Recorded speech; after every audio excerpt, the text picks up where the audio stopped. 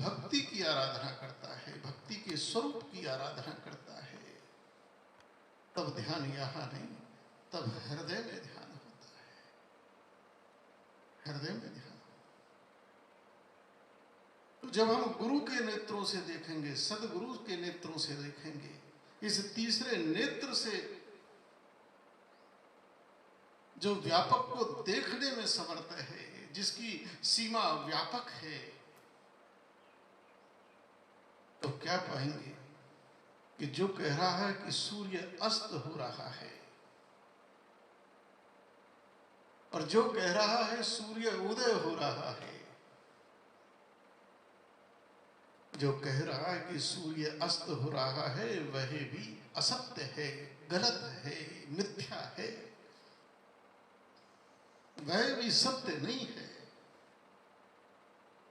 और जो कहता है कि सूर्य उदय हो रहा है, वह भी असत्य है, वह भी असत्य है। ये दोनों ही असत्य हैं, सत्य तो कुछ और है। सत्य का दर्शन इन दो नेत्रों से नहीं हो सकता। जो तीसरा नेत्र खुलता है, ज्ञान रूपी नेत्र, जब गुरु के नेत्र से हम इस विराट को देखते हैं तो क्या पाते हैं कि सूर्य न तो अस्त हो रहा है और न ही उदय हो रहा है।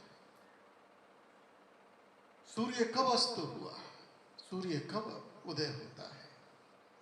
वो तो सदैव विद्यमान है।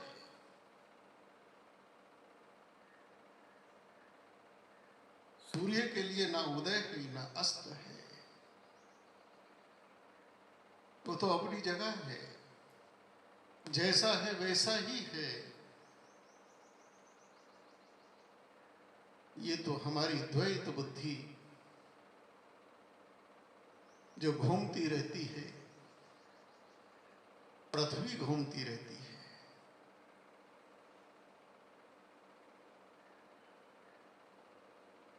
पृथ्वी के घूमने से ही हम सूर्य रूपी सत्य से थोड़ा विमुख हुए तो हमारे लिए सूर्य अस्त हो गया। सूर्य की तरफ आ गए तो उदय हो गया। लेकिन शाश्वत सत्य यही है कि सूर्य ना अस्त होता है और ना सूर्य का उदय होता है। सूर्य तो नित्य है और जो नित्य है वही ज्ञान है, वही ज्ञान है।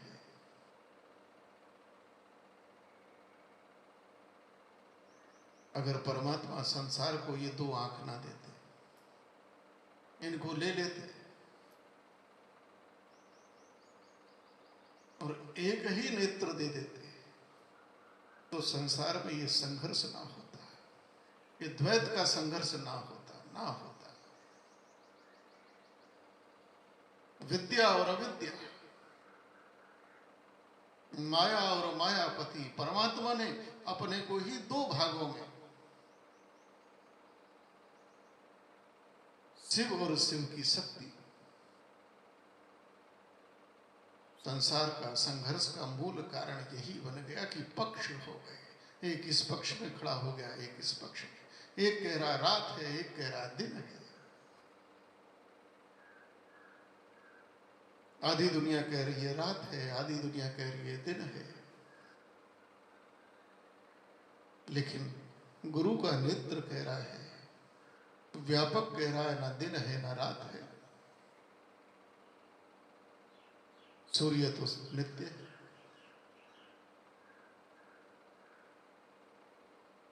द्वैत में ये जो द्वैत सृष्टि खड़ी हो गई, हर चीज के दो पहलू हैं। रात है तो दिन है, सुख है तो दुख है, लाभ है तो हानि है, जय है तो पराजय है, जन्म है तो मरण है, आना है तो जाना है, बना है तो मिटना है।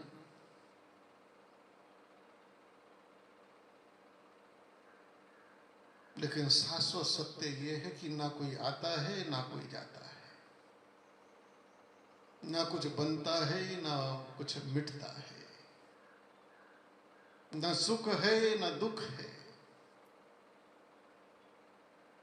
ये सब अनुभूतियां हैं, मन की अनुभूतियां हैं, मन की अनुभूति है।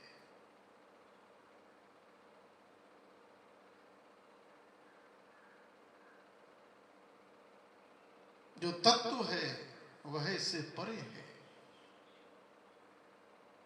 अभी इस शरीर में कोई एक कांटा लग जाए, सुई लग जाए, देखो कैसा तड़पता है, कैसा तड़पता है, पीड़ा होती है।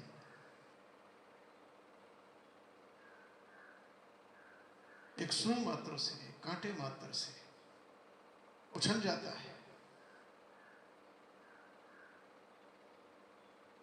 लेकिन यह दर्द का अनुभव, यह पीड़ा का अनुभव मन को होता है, आत्मा को नहीं। आत्मा निर्लेप है, प्राण इससे निर्लेप है, प्राण को नहीं होता। इसी भौतिक शरीर के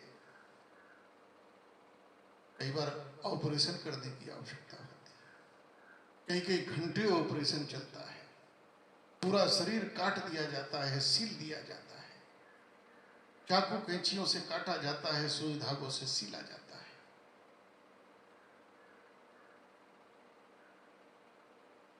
शरीर को बोध भी नहीं होता।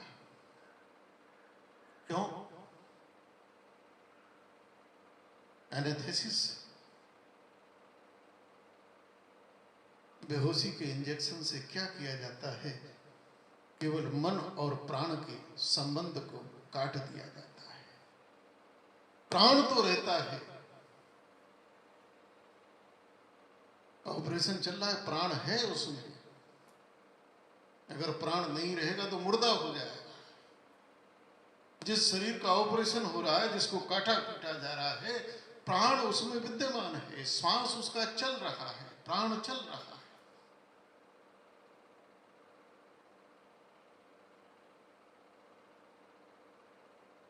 बेहोश प्राण को नहीं किया गया,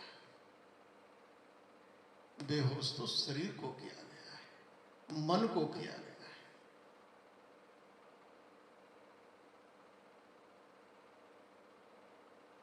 ऑपरेशन हो रहा है, शरीर कट रहा है, सुई धागों से जोड़ा जा रहा है, सीला जा रहा है। अब तो कोई प्रतिक्रिया नहीं हो रही, कोई कष्ट नहीं हो रहा, कोई पीड़ा की अनुभव नहीं हो।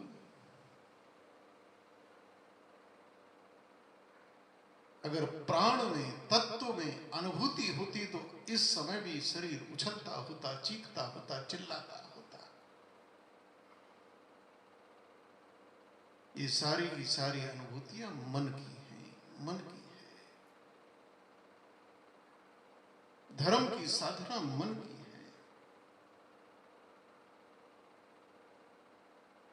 ये सारा मन का खेल है। गो गोचर मन जहां लगी जाई, सो सब माया जान हो भाई। तत्व रूप में ना कुछ बनता है, ना बिगड़ता है, न जय है, न पराजय है, न लाभ है, न हानि है, न छोटा है, न बड़ा है, न रात है, न दिन है।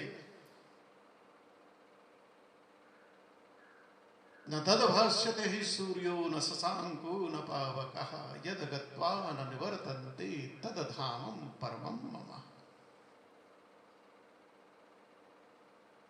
जिसको आलोकित करने के लिए सूर्य चंद्रमा की आवश्यकता नहीं है, जो स्वयं ही आलोकित है।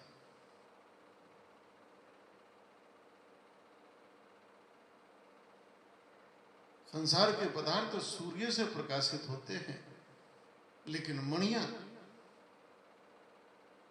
मणियों की विशेषता यह है कि मणियों को प्रकाशित होने के लिए सूर्य के प्रकाश की आवश्यकता नहीं है, वो स्वयं अपने ही प्रकाश से प्रकाशित होती है। ज्ञान यही है, जब हम समग्र दृष्टि से देखेंगे, ना कुछ बन रहा है, ना कुछ मिट रहा है, ना कुछ बन रहा है, ना मिट रहा है। लोग बड़े परेशान हैं। आजकल फोन आने लगे, महाराज जी क्या होगा, लॉकडाउन चल रहा है, अर्थव्यवस्था कहाँ चली जाएगी, कहाँ चली जाएगी। अरे कुछ भी नहीं, दुनिया वैसी की वैसी ही रहेगी, 4 दिन में फिर हरी हो जाएगी।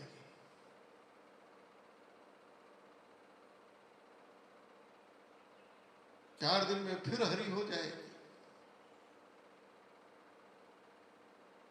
मई जून की तपिश में जंगल सूख जाते हैं, पत्ते झड़ जाते हैं,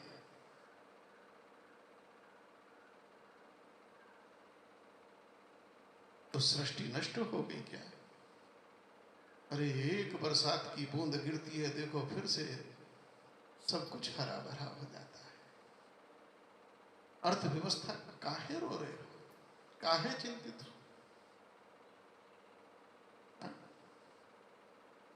कुछ मिटने वाला नहीं है। आज से 1000 साल पहले भी जीवन था, आज से 10,000 साल पहले भी जीवन था, और हर कोई बैठकर एक चर्चा जरूर करता है, ये कोई जमाना है, ये कोई समय।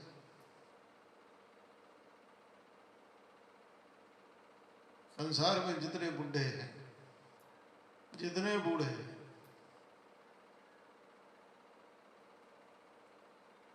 वो सब भूतकाल में जीते हैं, सब भूतकाल में जीते हैं। इसलिए कहते हैं कि बूढ़ा बच्चा एक समान। 4 बुढ़े बैठ जाएंगे, अरे हमारे जमाने में घी इतने रुपए का आता था, हमारे जमाने में रोटी ऐसी होती थी, गेहूं ऐसा होता था, हमारे जमाने में एक एक आदमी इतने किलोमीटर चल जाता था। हर कोई कहता है, हर कोई मानता है कि ये कोई जमाना है, ये कोई समय है। ना खाने को अच्छा, ना रहने को अच्छा, ना पहनने को अच्छा, सब जमाना तो हमारा था। आज का युवा भी कल को यही कहेगा, तो रो क्यों रहे हो? जब तुम्हारा ही जमाना अच्छा था तो भगवान तो वही व्यवस्था कर रहे हैं जो अच्छी थी। उसी जमाने को जीने के लिए तुम्हें भगवान प्रेरणा दे रहे हैं, परिस्थितियां वैसी पैदा कर रहे हैं, तो रो क्यों रहे हो? तो रो इसलिए रहे कि रोने की हमारी आदत बन गई है, आदत बन गई है। अरे खाने को रोटी नहीं मिलेगी क्या? इस शरीर को चाहिए क्या? इस शरीर को 2 रोटी चाहिए। भगवान देने की गारंटी करता है, योगक्षेमम वाहम्यम। उस परमात्मा ने भगवत गीता में अर्जुन को ये वचन दिया है कि हे अर्जुन, योगक्षेमम वाहम्यम। प्राणी को अगर संसार में मैंने पैदा किया है और खाने के लिए मैंने मुंह दिया है, तो ये मेरी जिम्मेवारी है, ये मेरा दायित्व है। भगवान सुबह को जब उठता है जीव, भूखा उठता है। संसार में भी जब आता है तो भूखा आता है, लेकिन संसार से जब जाता है तो भूखा नहीं जाता, भरे पेट जाता है। रात को जब सोता है तो पेट भरा ही व्यक्ति सोता है, पेट खाली रहेगा तो सो नहीं पाएगा।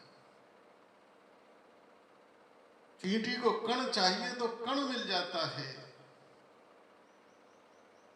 एक चींटी को, नन्ही सी कीड़ी को।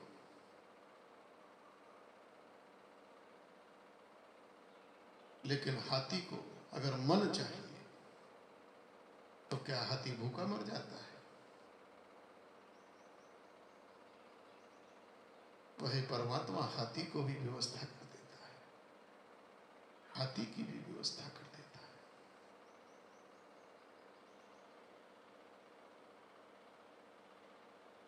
लेकिन हमारी तो आदत है चिंताओं में। मैंने कल चर्चा की थी कि या तो हम भूतकाल की यादों में, या तो हम भूतकाल में जीते हैं, और भूतकाल में यादें हैं। भूतकाल जो बीत गया उसकी यादें हैं। बीता हुआ समय कुछ अच्छा कुछ खराब है, तो अच्छे समय को याद करके सुख होता है, बुरे समय को याद करके दुख होता है। या तो हम भूतकाल में जीते हैं, भूतकाल में की याद करते करते सुख और दुख, और या फिर हम भविष्य में जीते हैं जिसका कोई भरोसा नहीं, और भविष्य में चिंता है। भविष्य चिंता देती है, जो है छूट तो नहीं जाएगा, जो चाहता हूं मिलेगा या नहीं मिलेगा।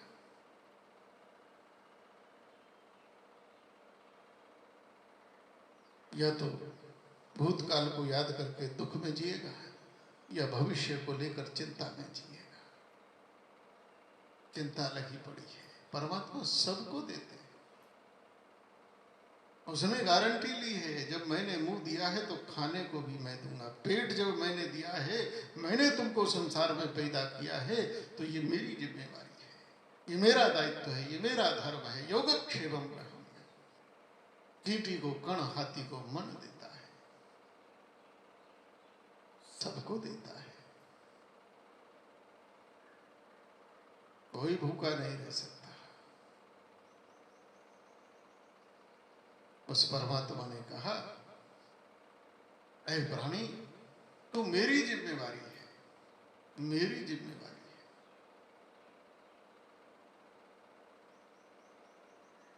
इसलिए तेरी हर जरूरत को पूरा करना ये मेरा वचन है, ये मेरा धर्म है। लेकिन तेरी जरूरत को पूरा करना मेरा धर्म है, तेरी इच्छाओं को पूरा करना इसका मैंने ठेका नहीं लिया।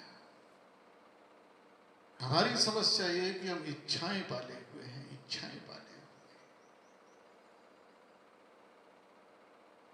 वही परमात्मा भोजन देता है, सभी को देता है। एक बड़े संत ने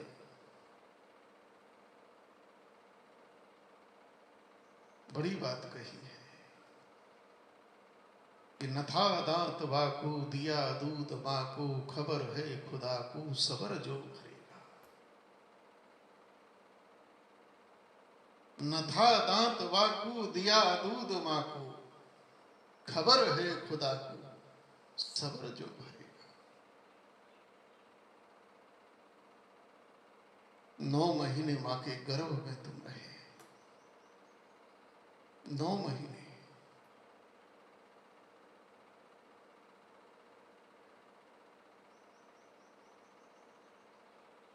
भूखे रहे क्या? 9 महीने बंद रहे मां के गर्भ में, झिल्ली में। क्या प्राण नहीं मिला, श्वास नहीं मिला, भोजन नहीं मिला? उसने वहां भी भोजन दिया, वहां भी दिया। माध्यम मां को बनाया,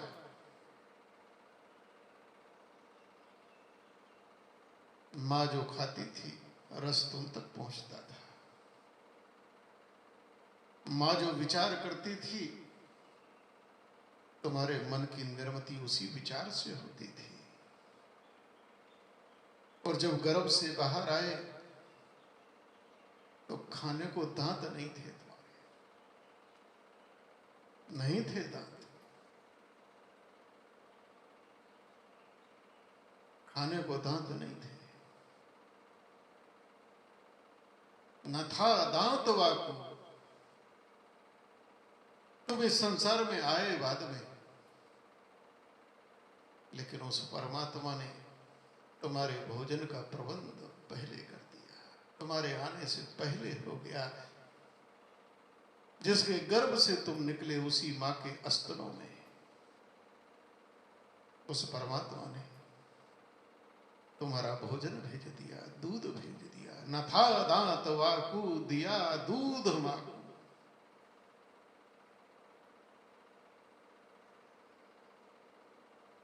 और उसकी व्यवस्था देखो, उसकी कलाकारी देखो, उस परमात्मा की। ऐ बंदे, तू कभी तो उसको देख।